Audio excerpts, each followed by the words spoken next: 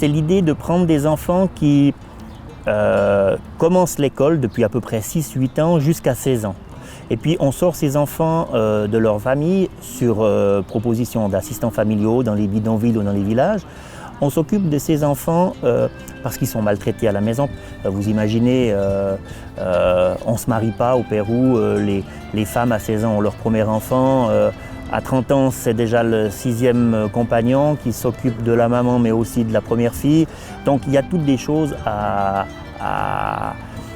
faire vivre mieux au niveau de ces enfants.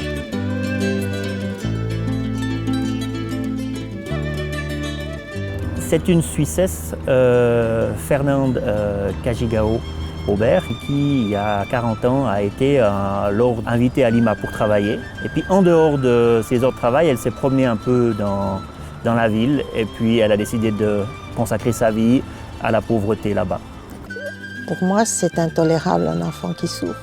On a démarré cette fondation avec l'idée de continuer le projet. Donc, première urgence, ça a été de remonter les comptes. On a aussi mis en place la retraite des fondateurs, une nouvelle équipe de direction.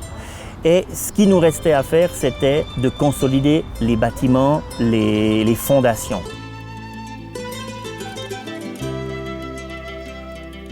Le projet BCV nous permet justement de consolider, de bétonner tout ce qui a été fait pour permettre de perdurer au niveau du projet.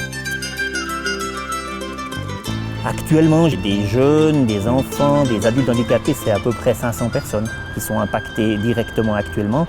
Imaginez que sur les 40 ans, ça fait beaucoup plus. Et puis, on a une quarantaine de collaborateurs. L'idée, c'était que cette fondation, on voulait la gérer comme une société pour être un petit peu aux nouvelles normes des ONG. Et puis là, moi, j'ai pris en charge le fait de démarrer ça avec 2 délégués au Pérou.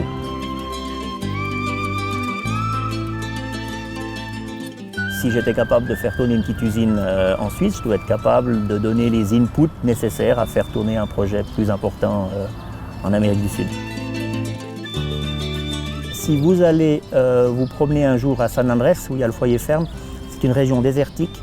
Et puis par le travail des paysans du projet Achalay, des enfants qui aident, tout ça, on a toute une zone irriguée où on a une zone de culture, où on voit que tout d'un coup, au milieu du désert, on a de la culture.